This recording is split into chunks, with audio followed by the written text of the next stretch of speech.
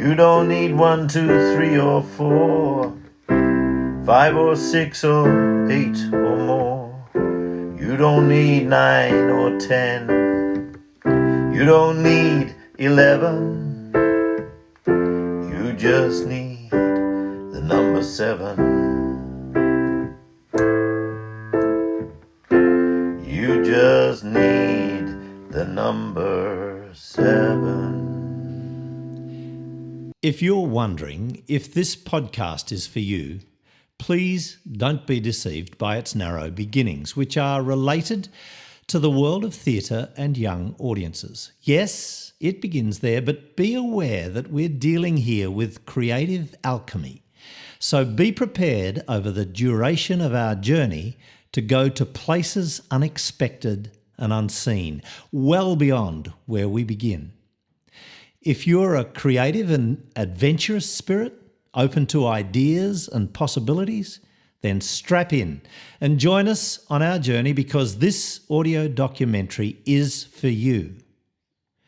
As we proceed with it, pay heed to the many parts of what will become a cryptic and mysterious adventure, because under the facade of something being one thing, there are rivers and oceans of other things that will heave and flow.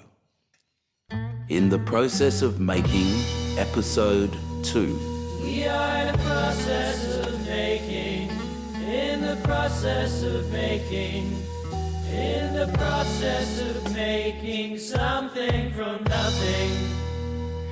A quirky quest of uncertain outcomes.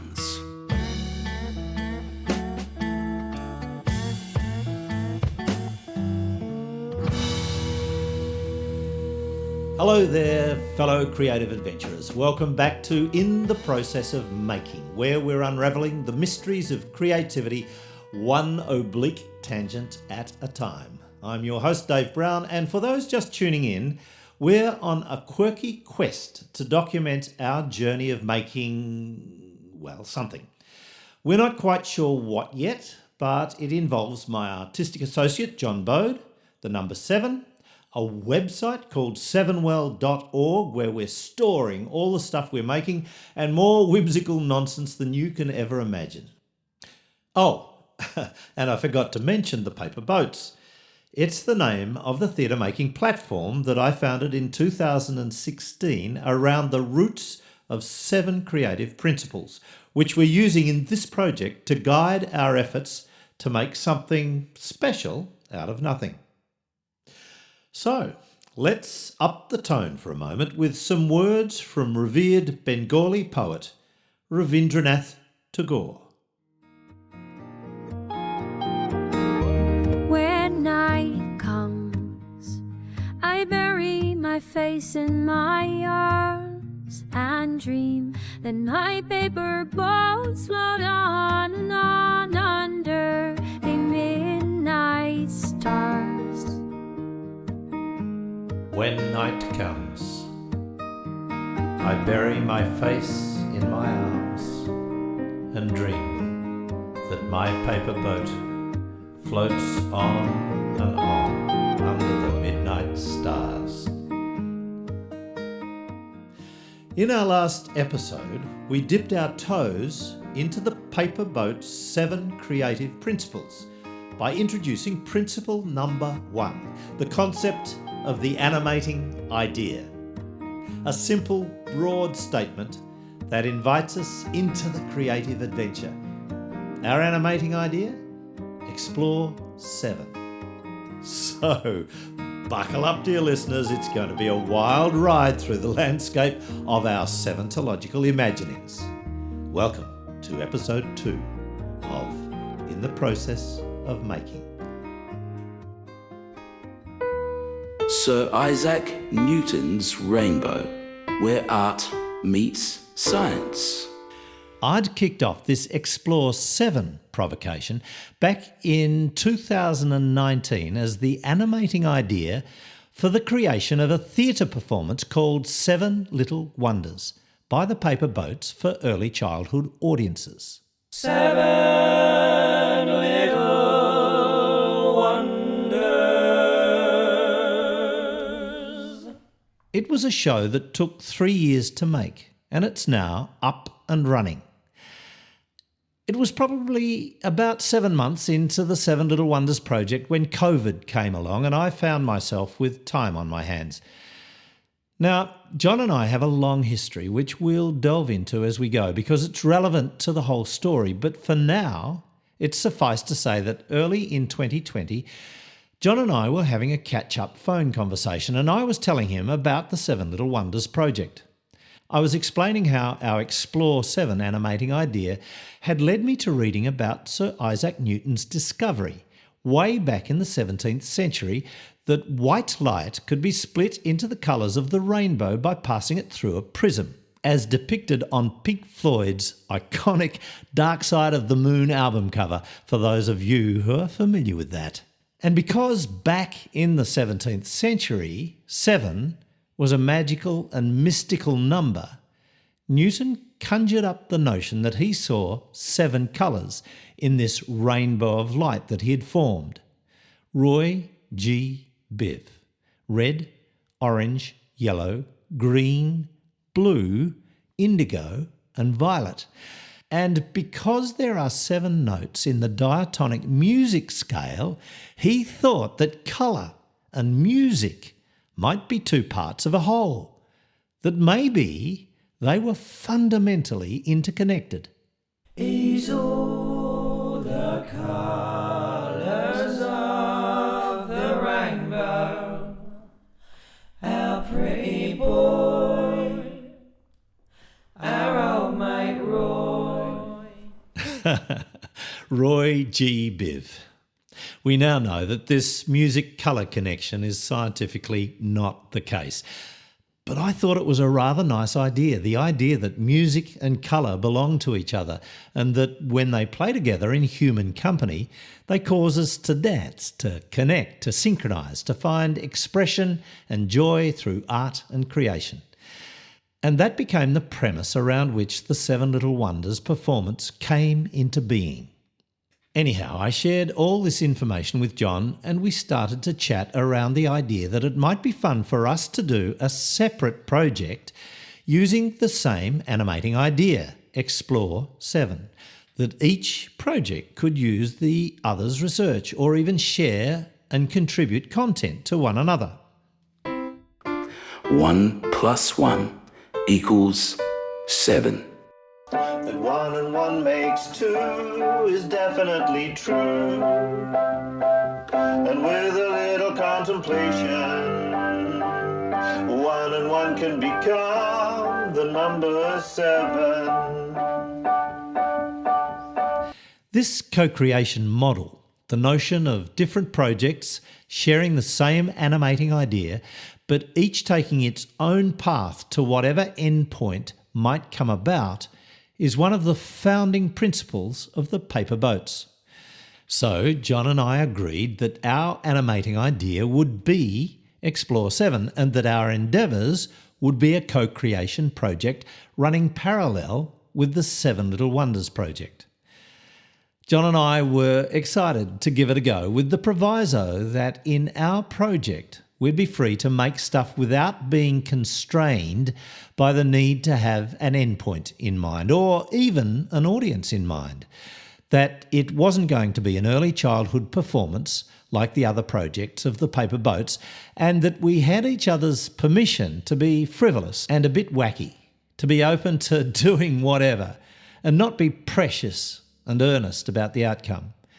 And that's what we did. That's exactly what we did for a very long time. For more than 2 years, we just created lots and lots of crazy content inspired by the number 7. All sorts of things, little song snippets, you've already heard some, stories, comedy sketches, videos, images, motion graphics, all sorts of stuff, which I stored for our benefit on a website so that Jon and I could reference all the stuff we'd made in one place. And the website name became the name of our project at that point, sevenwell.org. Sevenworld.org, sevenworld.org. It takes two to tango. Jon and I both love music, and we have our own quaint ways of writing and rendering songs. Jon has a beautiful tenor voice and he sings opera professionally, whereas I'm a bit of a hack musically, but I've written hundreds of songs for my own enjoyment and pleasure, and I've written numerous librettos and books for original musicals and lots of lyrics for song cycles and theatre productions over many, many years. So music and songs were always going to be in the mix for this project, and we weren't too fussed about refining what we made. It was more about just getting drafts and demos done.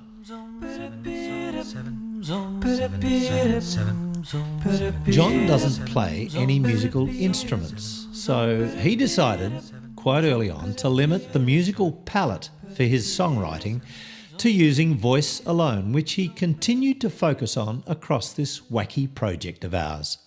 There's a Stoic sentence: the obstacle is the way.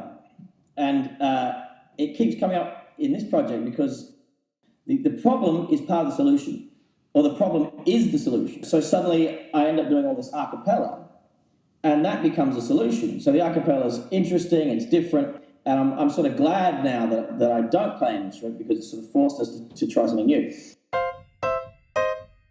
Applying constraints by limiting the palette. What Jon is hitting onto here is another of the creative principles of the paper boats. It's actually principle number 3, entitled Limitation is Liberation.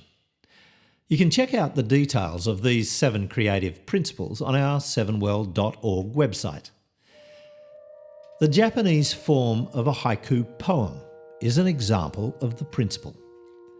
The limitation of creating a poem comprising 3 lines, the first and last lines having 5 syllables, and the middle line having 7 syllables.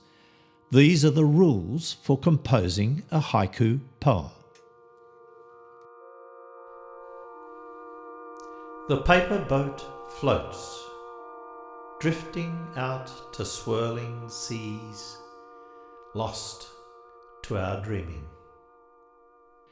First line, 5 syllables. The paper boat floats. Second line, 7 syllables. Drifting out to swirling seas. Third line, 5 syllables. Lost to our dreaming. The paper boat floats, drifting out to swirling seas, lost to our dreaming. Done. Leonardo da Vinci famously said, "Art lives from constraints and dies from freedom." With the haiku poem, it's the constraint that forces the writer to distill the message to its essence, which can lead, in the best of cases, to capturing a fleeting moment of profound insight in a few chosen words. Research shows that the more constraints there are around solving a problem, the more likely we are to innovate new, unconventional ideas to solve it. Constraints force our brain to be more creative, not because it wants to, but because it has to. The amazing Russian composer Igor Stravinsky tells us, "The more constraints one imposes, the more one frees oneself."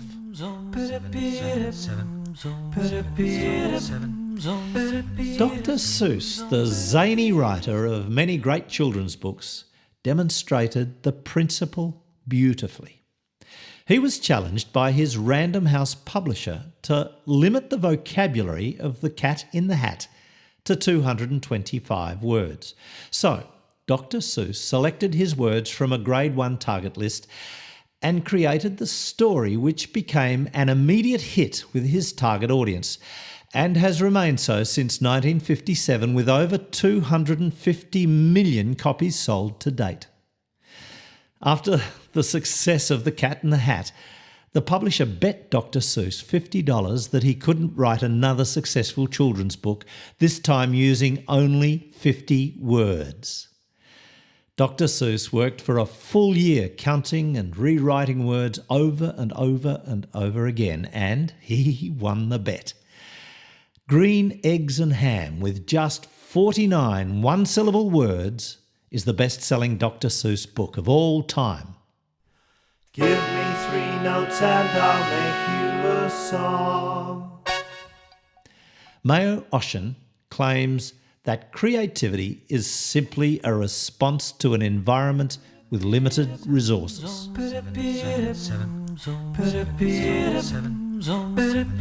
The first project of the paper boats, beginning back in 2016, used a design palette limited to gift boxes and rolls of receipt paper. I kid you not. The poetic imagery we discovered across the 3 years of this co-creation project, which took place on 4 different continents, Australia, New Zealand, Singapore and the US, was so surprising. 3 completely different productions were created within the limitations of that design palette, especially on birthdays about sameness and difference and twins, When the Mirrorbird Sings about conciliation and redemption, and Gimme Please about control and letting go, each production being subsequently performed well over 150 times each, which speaks to the success of the co-creation model.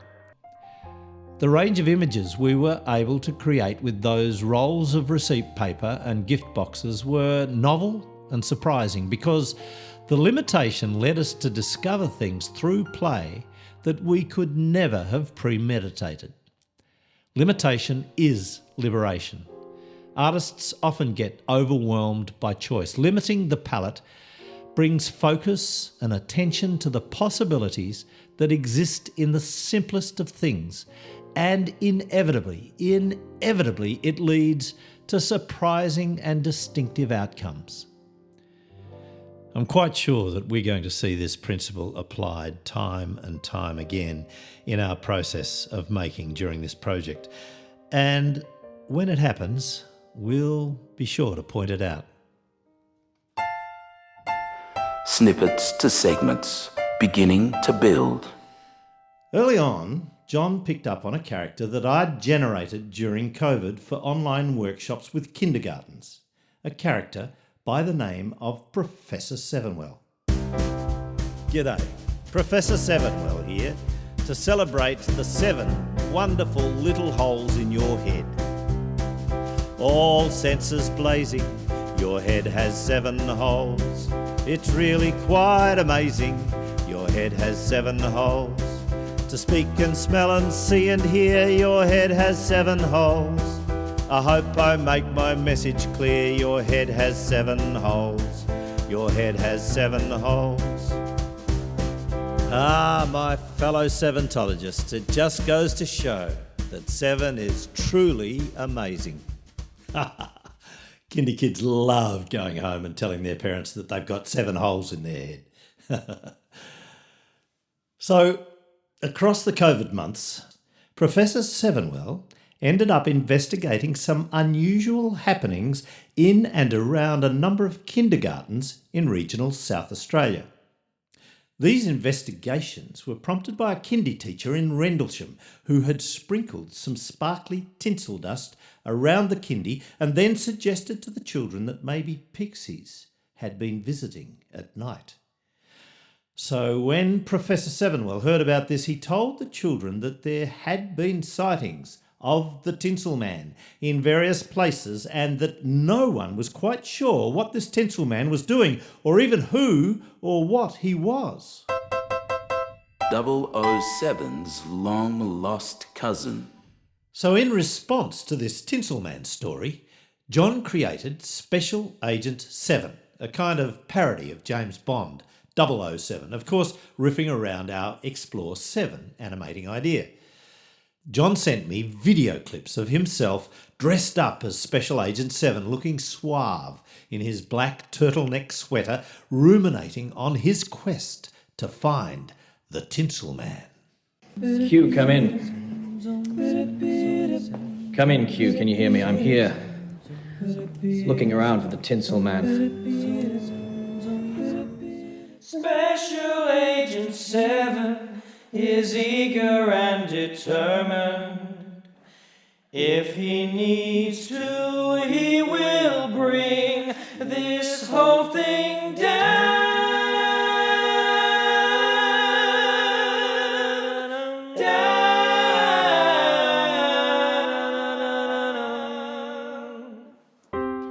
The toing and froing of the creative frolic. Back when all this began, the game was that John would send me these little snippets of audio and video, and I would respond artistically in some way and send something back. And we would to and fro in this way until something emerged, or not. It was all pretty casual and random. The Agent 7 investigation into the kindergarten sightings of the Tinsel Man ended up with me putting all the little bits of content we'd accumulated through our toing and froing together into a narrative song, underscoring a video of John's Agent 7 investigating the Tinsel Man mystery. Special Agent 7 on the trail of Tinsel Man. If the odds were even, he might come to understand what's going on. What's going on? What's going on?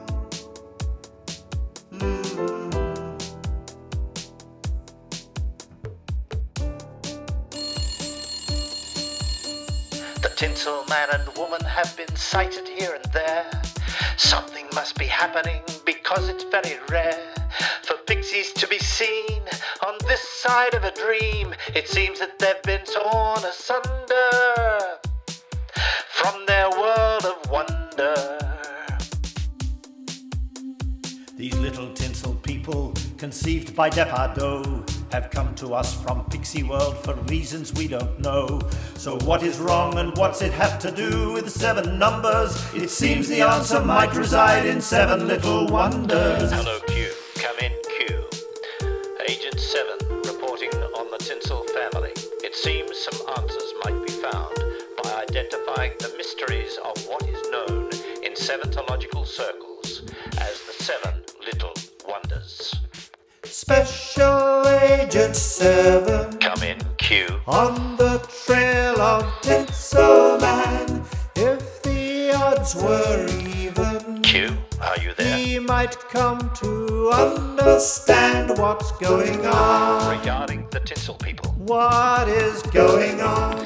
we need to get to the bottom of it. What's going on? There's a mystery here, and it must be solved.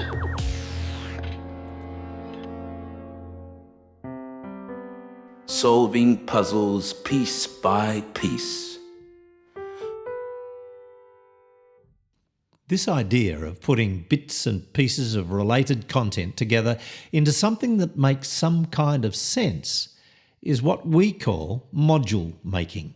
Again, it's pretty random. It's a bit like creating a song, putting thoughts and ideas and words together and juggling the pieces, adding and editing until it begins to stick together in some kind of vaguely pleasing way.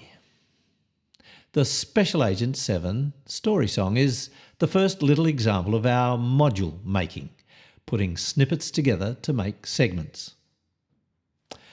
And that, I think, is probably a good place to begin winding up this episode. Little star, how I wonder what you are. So, with our 7-pointed star to guide us, we invite you to help us hoist the John B. sail again next month as we journey into episode 3 of In the Process of Making. In this episode, we delved into how all of this began as a co-creation project prompted by the making of a different project, The Seven Little Wonders, and how our project would go its own way as an open-ended creative experiment. We explored the Paper Boat's creative principle number 3, limitation is liberation. And we had our first encounter with Special Agent 7, who appears to be pursuing tinsel-based conspiracies in his dashing turtleneck sweater. And by toing and froing with our snippets, John and I are beginning to see how random pieces of content can coalesce into something. Until next time, fellow creative adventurers, may you find liberation in your limitations and beauty in your constraints. And if you happen to spot any suspicious tinsel activity in your neighbourhood, well, you know who to call.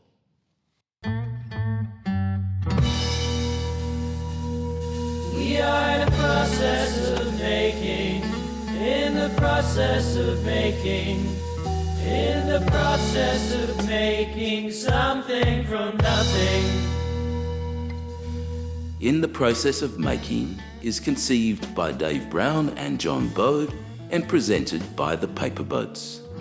Please subscribe to our podcast and recommend it to your friends, lovers and others, and go to our sevenwell.org website to find out more.